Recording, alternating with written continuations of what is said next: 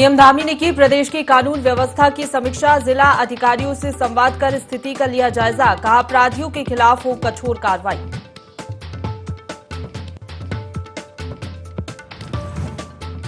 प्रशासन की देखरेख में अंकिता का अंतिम संस्कार। मुख्यमंत्री बोले नहीं बख्शा जाएगा अंकिता हत्याकांड का कोई भी आरोपी।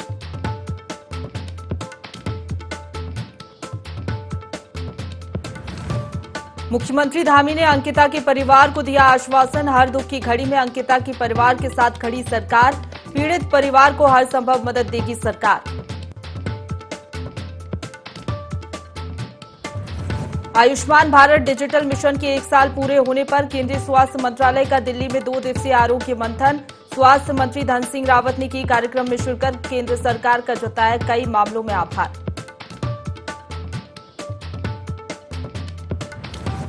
और कालागढ़ में विधानसभा स्पीकर रितु खंडूरी का हुआ जोरदार स्वागत। स्पीकर ने कई छात्रों को किया सम्मानित। छात्रों का किया उत्साहवर्धन।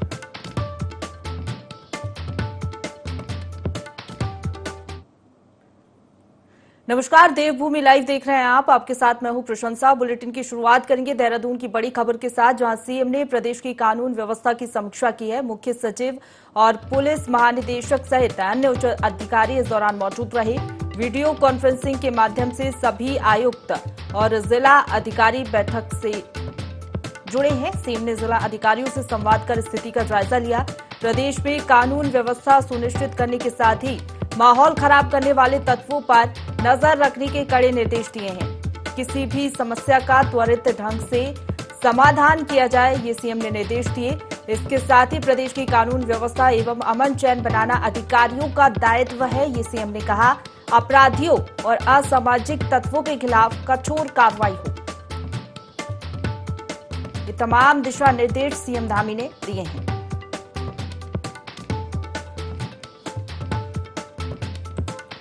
तो देहरादून से बड़ी खबर बता रहे हैं, सीएम धामी ने प्रदेश की कानून व्यवस्था की समीक्षा बैठक की है। मुख्य सचिव एवं पुलिस महानिदेशक सहित अन्य उच्च अधिकारी इस बैठक में मौजूद रहे। वीडियो कॉन्फ्रेंसिंग के माध्यम से सभी जिला अधिकारी भी बैठक से जुड़े और तमाम दिशा निर्देश यहां पर सीएम धामी ने दिए हैं। इसी खबर पर ज्यादा जानकारी के साथ प्रिंसिपल करेस्पॉन्डेंट कैलाश विश्व फोन लाइन पर जुड़ गए हैं। कैलाश, कानून व्यवस्था की समीक्षा बैठक सीएम ने की है, क्या कुछ दिशा निर्देश दिए हैं? देखिए, बिल्कुल कानून व्यवस्था की जो वीडियो कॉन्फ्रेंसिंग द्वारा यहाँ पर जितने भी जिले हैं, तमाम जिले के जो एसएसपी थे और डीआईजी समेत यहाँ पर जो बड़े अधिकारी थे, उनसे विचार विमर्श किया गया है। उनसे गंभीर मंथन हुआ है और जो खुद डीजीपी थे, डीजीपी मौजूद रहे इस बैठक में। तो साफ तौर पर ये निर्देश दिए गए हैं मुख्यमंत्री द्वारा कि कानून व्यवस्था को बिल्कुल भी दुरुस्त यहाँ पर रखा जाए। और जिस तरीके से जो अंकिता जो हत्याकांड हुआ था प्रदेश में, उसके बाद से यहाँ पर बहुत ज्यादा गंभीर दिखे हैं मुख्यमंत्री। और ये कहा है कि सिर्फ अंकिता एक अपने परिवार की बेटी नहीं थी, बल्कि पूरे प्रदेश की बेटी थी। लिहाजा उसके साथ कई ऐसी युवतियां हैं, युवक हैं जो कहीं ना कहीं असुरक्षा फील करते हैं प्रदेश में। तो वो असुरक्षित ना अपने आपको महसूस करें, इसके लिहाज से यहाँ पर पुलिस अधिकारियों को साफ तौर पर यह निर्देशित किया गया है कि पुलिसिंग जो टीम है उसको और भी सुदृढ़ किया जाए और भी गंभीर यहाँ पर किया जाए। और जो भी यहाँ पर अपराधी तत्व है, जो भी असामाजिक तत्व हैं, इनके खिलाफ कड़ा कदम उठाने की बात यहाँ पर कही गई है मुख्यमंत्री द्वारा। बिल्कुल, चलिए आप बने रहिए कैलाश, हमारे साथ आगे भी आपसे जानकारी लेंगे।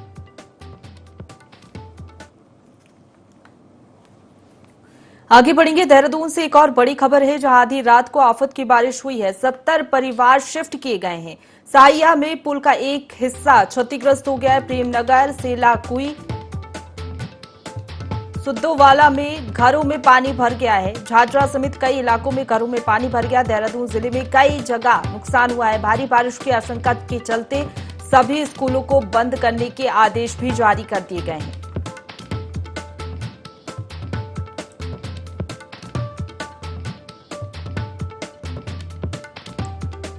तो मानसून विदाई के साथ अपना कहर बरपा रहा है। आधी रात को आफत की बारिश हुई है। देहरादून में 70 परिवार शिफ्ट किए गए हैं। साहिया में पुल का एक हिस्सा क्षतिग्रस्त हो गया है। प्रेमनगर, सेलाकुई में घरों में पानी भर गया है। झाझरा समेत कई इलाके ऐसे हैं जहां पर घरों में पानी चला गया है। लोगों को काफी परेशानियों का सामना करना पड़ा। देहरादून जिले में कई जगह नुकसान हुआ है। भारी बारिश की आशंका के चलते सभी स्कूलों को बंद करने के आदेश भी जारी कर दिए हैं।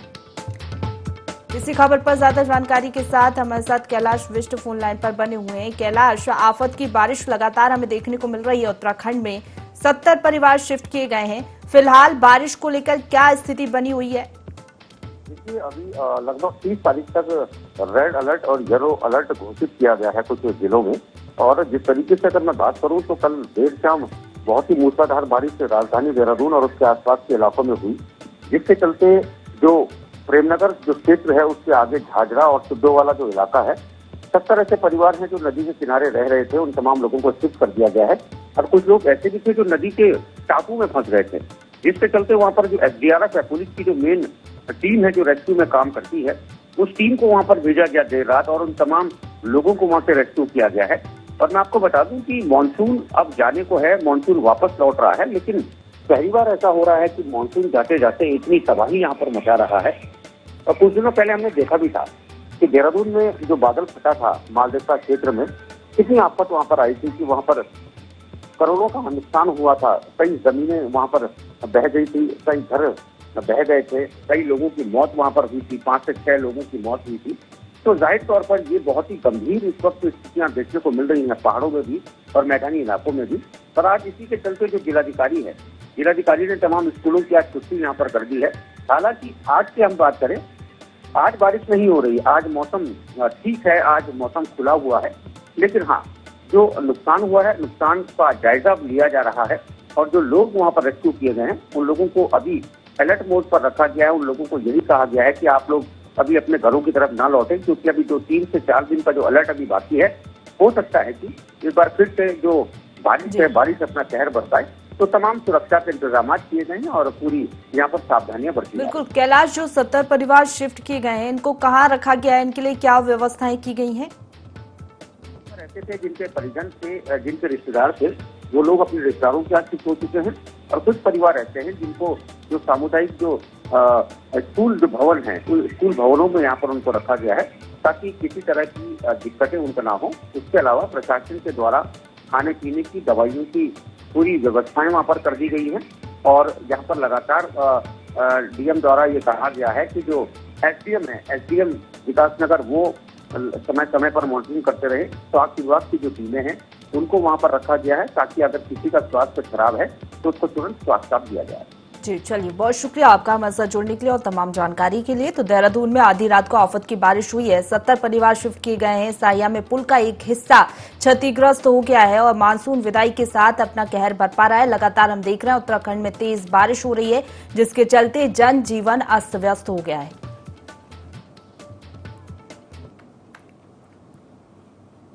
आगे बढ़ेंगे। अंकिता मर्डर केस में दोषियों को फांसी की सजा दिलाने की मांग देश भर में हो रही है। कोटद्वार में भी शिक्षक संघ ने कैंडल मार्च निकालकर दोषियों को फांसी देने की मांग की है। मार्च में शिक्षक और शिक्षिकाओं समेत आम लोग भी शामिल हुए। इस दौरान सभी ने अंकिता भंडारी की आत्मा की शांति के लिए प्रार्थना की।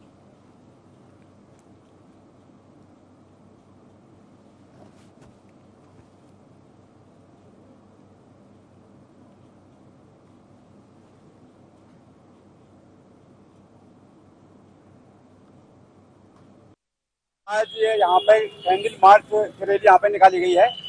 ये विगत 18 तारीख को ऋषिकेश एक रिजॉर्ट में एक बालिका है अंकिता भंडारी की, वहाँ पे हत्या कर दी गई है और उससे पूरा प्रदेश में सारा जनमानस आक्रोश है। उसी के क्रम में यहाँ पे कोटद्वार शहर में समस्त जो हमारे कर्मचारी भाई लोग हैं, सभी उसके संवर्गों के, तो उन लोगों ने यहाँ पे एक रैली यहाँ पे आयोजित की है।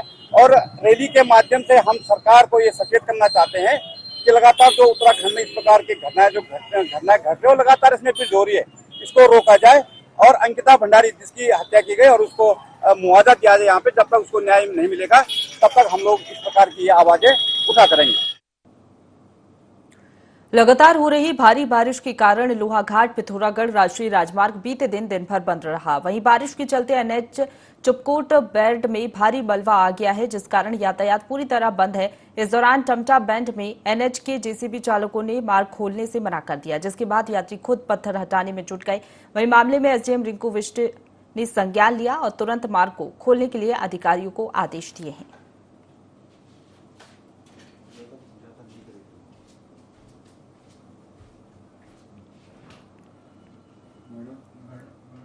आगे बढ़ेंगे जहां अंकिता भंडारी हत्याकांड में अब अंकिता के परिजनों ने ही सरकार की कार्यप्रणाली पर सवाल उठाए हैं। शनिवार को अंकिता का अंतिम संस्कार होना था, लेकिन परिजनों ने अंतिम संस्कार रोक दिया।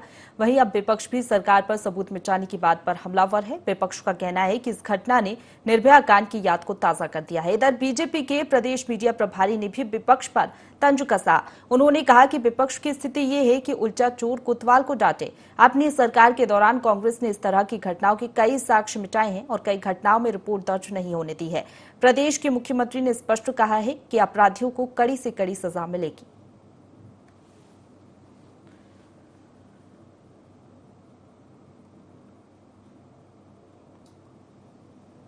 बहुत ही दुखद घटना हुई है, उसको लेकर के हम सभी प्रदेशवासी और हमारी भारतीय जनता पार्टी पूरी तरह से उस परिवार के साथ है और इस दुखद घटना के प्रति हम दुख व्यक्त करते हैं और सच में ये बहुत दुखी घटना है।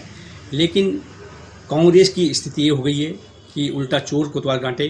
वो जिस प्रकार से उन्होंने अपने ज़माने में अपनी सरकार के दौरान उन्होंने कई घटनाओं में इस तरह से उदाहरण हैं उनके कि उन्होंने किसी के मुकदमे दर्ज नहीं किए, किसी के साक्ष्य मिटाए, उसी तरह से वो भाजपा पर आरोप लगाने की कोशिश कर रही है।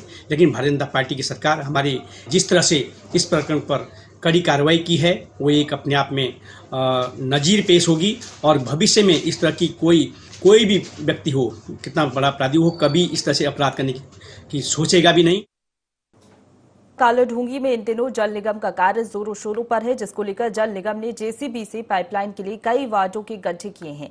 लेकिन इस कार्य में विभाग ने पूरे तरीके से मानकों की अनदेखी की है, जिसका खामियाजा नगर वासियों को भुगतना पड़ रहा है, जिसके चलते आए दिन दुर्घटना होने की संभावना बनी रहती है।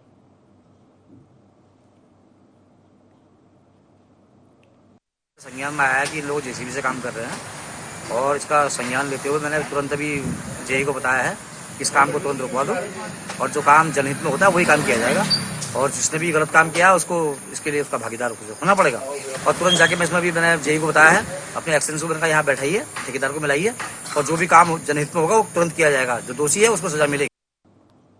आगे बढ़ेंगे। देश भर में प्रधानमंत्री नरेंद्र मोदी के जन्मदिन को सेवा पखवाड़े के रूप में मनाया जा रहा है। इसी के तहत कोटद्वार में कार्यक्रम का आयोजन किया गया। कार्यक्रम में दिव्यांगों को निःशुल्क उपकरण और टीबी मरीजों को निःशुल्क दवाइयां वितरित की गईं। इस दौरान कार्यक्रम में समाज कल्याण मंत्री चंदन रामदास और विधानसभा अध्यक्ष रितु खंजूरी मौजूद रहीं। साथ ही कोटद्वार के खंडर बन रहे रोडवेज कार्यालय को लेकर परिवहन मंत्री ने बताया कि इसे जल्द ही आधुनिक बनाया जाएगा, जिसके लिए योजना बनाकर विभाग को दी जाएगी।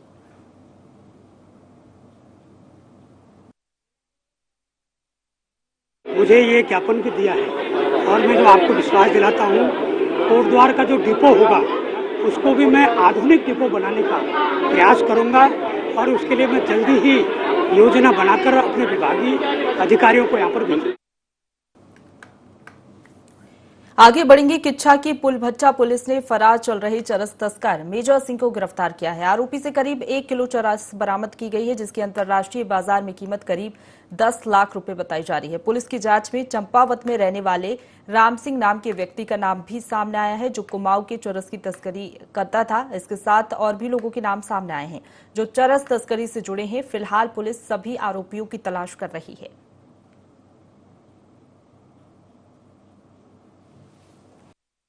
मेहर सिंह उर्फ मैनेजर सिंह नाम के व्यक्ति को हमने गिरफ्तार किया है, जो ग्राम टुकड़ी नानकमता के रहने वाले हैं। इनसे हमने लगभग 1 किलोग्राम चरस बरामद की है, 960 ग्राम, और इस चरस की कीमत लगभग 10 लाख रुपए है अंतर्राष्ट्रीय मार्केट में। और 7.25 ग्राम स्मैक जो है किच्छा में बरामद हुई है। इसके अलावा करीबन आधा दर्जन मुकदमे एक्साइज एक्ट के पंजीकृत हुए हैं। तो ये उच्च अधिकारियों के निर्देश पर चलाए जा रहे नशा मुक्त उत्तराखंड अभियान का हिस्सा है। बाजपुर में बारिश आफत बनकर बरस रही है। बारिश के कारण बाजपुर के कई इलाके जलमग्न हो गए हैं। घरों में पानी भर गया है, सड़कें तालाब में तब्दील हो गई हैं, जिससे लोगों को आवागमन करने में समस्याओं का सामना करना पड़ रहा है। अतिवृष्टि के कारण खेतों में पानी भर गया है, जिससे किसानों की फसल बर्बाद होने की कगार पर है। तहसीलदार यूसुफ अली ने बताया कि बारिश के अलर्ट को देखते हुए प्रशासन पूरी तरह से मुस्तैद है और राहत बचाव कार्य में जुट गया है।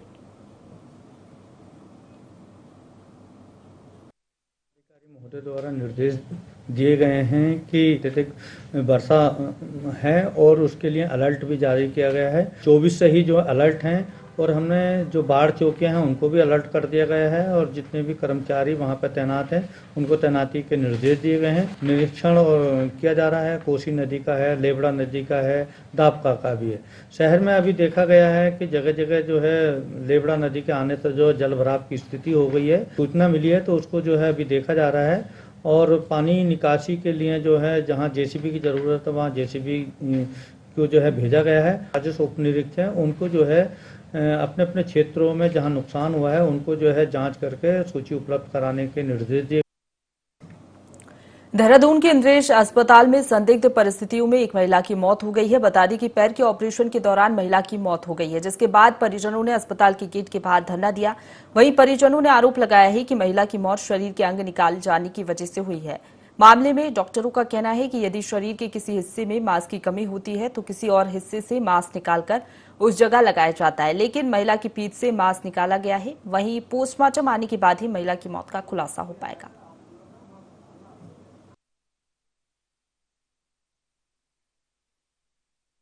मरीज जो था हमारे अस्पताल में ही एडमिट था। ये करीब 1 महीने पहले भी यहाँ पे एडमिट रहा है और उस समय उसके हड्डी का कुछ ऑपरेशन वगैरह हुआ था। उसके बाद वो स्वस्थ होकर अपने घर चला गया था। तो उसके हड्डी के जख्म के अलावा उसका बाहरी भी कुछ घाव था जो प्लास्टिक सर्जरी के थ्रू ही उसका ट्रीटमेंट होता है। तो उसमें क्या होता है और कहीं पे त्वचा जो होती है, स्किन जो होती है, तो कहीं और से निकाल के उसके जांघ में एरिया या जो भी एरिया जहाँ पे डैमेज हुआ है उसके ऊपर हम लगा देते हैं, जिसे हम ग्राफ्ट बोलते हैं। तो जहाँ तक प्राथमिक तौर पे जो हमारी जांच है उसमें यही हुआ कि सडन कार्डियक अरेस्ट उसको हुआ है।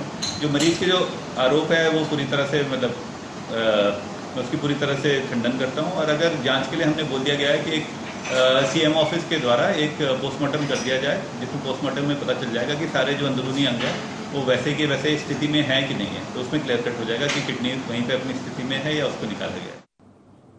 देहरादून के इंद्रेश हॉस्पिटल में दिल दहला देने वाला मामला सामने आया है। हॉस्पिटल में फ्रैक्चर की सर्जरी कराने गई महिला जब ऑपरेशन करा के लौटी तो उसके पेट में चीरा लगा मिला। महिला और उसके परिजनों का आरोप है कि डॉक्टरों ने उसकी किडनी निकाल ली है। मामले को लेकर परिजनों में भारी आक्रोश है। परिजनों ने हॉस्पिटल के बाहर प्रदर्शन किया। वहीं मामले ने अब राजनीतिक मोड़ भी ले लिया है। प्रदेश कांग्रेस के पूर्व पीसीसी चीफ प्रीतम सिंह अपने साथियों के साथ हॉस्पिटल पहुंचे और परिजनों से मुलाकात की। वहीं भाजपा विधायक खजवान दास भी इंद्रेश हॉस्पिटल में पहुंचे और डॉक्टरों से बातचीत की।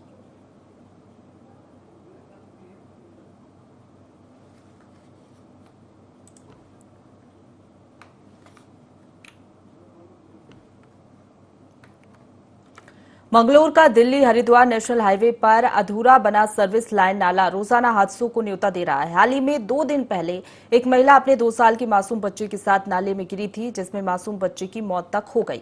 फिर भी जिम्मेदारों का इस ओर कोई ध्यान नहीं है।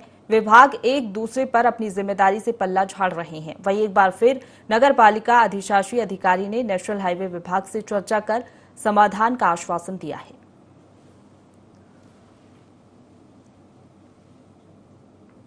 नेशनल हाईवे और नगर पालिका की बहुत बड़ी लापरवाही है। कोई ध्यान नहीं देता, कोई सुनवाई नहीं है। बार बार कहते हैं तो कोई सुनते नहीं, पर अपना अपना पल्ला सब झाड़ देते हैं। अभी 3-4 दिन पहले एक 2 साल का मासूम बच्चा उस नाले में माँ के साथ गिर गया था। लोगों ने बहुत कोशिश करी, माँ को तो निकाल लिया। बच्चा 3 घंटे बाद मिला है, जबकि नगर पालिका वाले भी खड़े रहे। नगर पालिका वालों ने कोई सहयोग नहीं करा। नेशनल हाईवे वालों को फ़ोन करा गया, उन्होंने अपना पल्ला झाड़ दिया। फ़ोन उठाने की भी जहमत नहीं समझी। यहाँ की निजी जनता है, कस्बे की जनता है, उन्होंने नाले में घुस के जिसमें करीब 5 फुट पानी था, उन्होंने 3 घंटे मेहनत करने के बाद वो बच्चा निकाला है और मृत्यु निकला है। मौके पे उसकी मौत हो चुकी थी बच्चे की। और वे सदमे का बहुत बुरा हाल है, परिवार का सदमे में है वो परिवार। पालिका कहती है हाईवे की जिम्मेदारी है, हाईवे वाले कहते हैं नगर पालिका की जिम्मेदारी है। पहली बात तो यह है कि बस स्टैंड के पास हाईवे वालों ने उस नाले को कंप्लीट नहीं किया। मेन बाजार से जब हाईवे पे निकलते हैं वहाँ से भी नाला अनकम्प्लीट है। अनकम्प्लीट होने की वजह से उसका बहाव उल्टा तिरछा है, उसमें पानी जल भराव रहता है और पानी निकासी की बड़ी समस्या है। समस्या ना होती तो उस बच्चे की जान बच सकती थी, एक घर का चिराग बुझने से बच सकता था। नेशनल हाईवे के स्वामित्व में है और उसके लिए उनको जो बार बार हमने पहले भी संपर्क किया, चिट्ठी लिखी थी कि जहाँ जहाँ नाले ऐसे खुले हुए हैं उनको बंद कर दिया जाए या नगर पालिका का हैंड ओवर किया जाए। तो उसके लिए हम दोबारा फिर उनसे संपर्क कर रहे हैं कि भविष्य में जो जनहानि यहाँ हुई मंगलौर में, इसकी पुनरावृत्ति ना हो, इसके लिए कोई व्यवस्था करें। जीआईसी लोहाघाट में एक दिवसीय विशेष स्काउट शिविर का आयोजन हुआ। जिला स्काउट कमिश्नर श्याम दत्त चौबे के दिशा निर्देश में शिविर का आयोजन हुआ। शिविर में नव प्रवेश लेने वाले स्काउट गाइड्स की परीक्षा के बाद दीक्षा समारोह भी आयोजित हुआ। मूल्यांकन कर स्काउट एंड गाइड को बैच, स्कार्फ बांटे गए और स्काउट शपथ भी दिलाई गई। आज हम अपने विद्यालय में और राज्य की इंटर कॉलेज लोहाघाट और अन्य जगहों पर भी हमने आज जो स्काउट गाइड के नवप्रवेशी लोग होते हैं और उनमें हम जो स्काउट दलों का गठन पूरे अपने विद्यालयों में करते हैं। लोहाघाट इंटर कॉलेज और ज्ञानदीप विद्यालय जो यहीं पर का है, उनके सामूहिक रूप से एक शिविर का आयोजन किया गया था, जिसमें हमने नए प्रवेशी जो स्काउट्स हैं, जिनने आज अपनी 2-3 माह की सेवा के बाद स्काउट में अपना यहाँ पर नामांकन या उनको आज प्रवेश दिया गया, प्रवेश परीक्षा में उत्तीर्ण होने के फलस्वरूप। देहरादून में डेंगू के बढ़ते खतरे को देखते हुए शिविर कार्यालय में जिलाधिकारी सोनिका ने बैठक की। जिलाधिकारी ने डेंगू मलेरिया अधिकारियों को प्रतिदिन चलाए जा रहे अभियान की रिपोर्ट प्रस्तुत करने के निर्देश दिए। इस दौरान उन्होंने कहा कि अधिकारी गंभीरता से कार्य करते हुए डेंगू पर प्रभावी रोक लगाएं, वहीं डेंगू प्रभावित क्षेत्र से प्रसार बाहर न हो, इसके लिए प्लान के साथ सक्रियता से कार्य करें।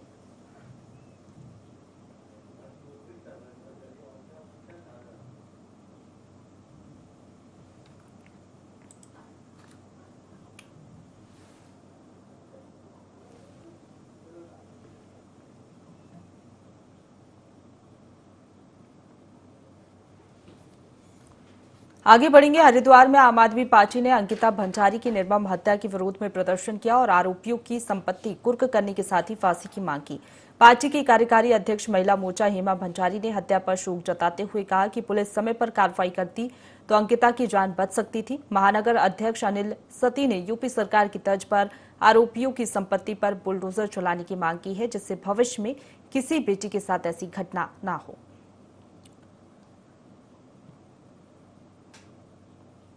लापता हुई और जिसकी सूचना जो रिसोर्ट का स्टाफ था 5:30 बजे अगले दिन दी गई, जिसके बाद जो विक्टिम थी अंकिता, उसके पिताजी दर दर भटकने को मजबूर रहे। कभी चौकी से थाने, थाने से पटवारी, पटवारी से चौकी तक चक्कर लगाते रहे। 4 दिन के बाद भी उनकी प्राथमिक दर्ज नहीं हुई और कहीं ना कहीं ये सत्ता का दबाव था। और अब जब पूरा प्रकरण साफ हो चुका है, आरोपियों द्वारा जो स्वीकार कर लिया गया है हत्या का, और हत्या का जो अंकिता का शव भी आज बरामद हो गया है, तो आम आदमी पार्टी जो है मांग करती है कि यूपी सरकार की तर्ज पर इनके घरों की संपत्ति कुर्क हो, उनके घरों में बुलडोजर चले और जो भी है, जो आरोपित हैं, उन्हें फांसी की सजा होनी चाहिए। तो सत्ता की हनन ने उत्तराखंड की बेटी की जान ली है और ऐसे दरिंदों को आम आदमी पार्टी सजाए मौत की मांग करती है। और जिस तरह से आज एक बेटी के साथ हुआ है, भविष्य में ऐसा कृत्य किसी दूसरी बेटी के साथ ना हो, इसलिए जितने भी इसमें संलिप्त हैं उनके खिलाफ भी सख्त से सख्त सजा का जो है मांग करती है। और हम माननीय मुख्यमंत्री जी से, विधानसभा जो अध्यक्ष हैं खंडूरी जी से, ऋतु खंडूरी जी से यही मांग करते हैं कि ऐसे दरिंदों के खिलाफ सख्त से सख्त कार्रवाई करें। इसी के साथ बुलेटिन में फिलहाल इतना ही। खबरों का सिलसिला लगातार जारी है, आप बने रहिए हमारे साथ।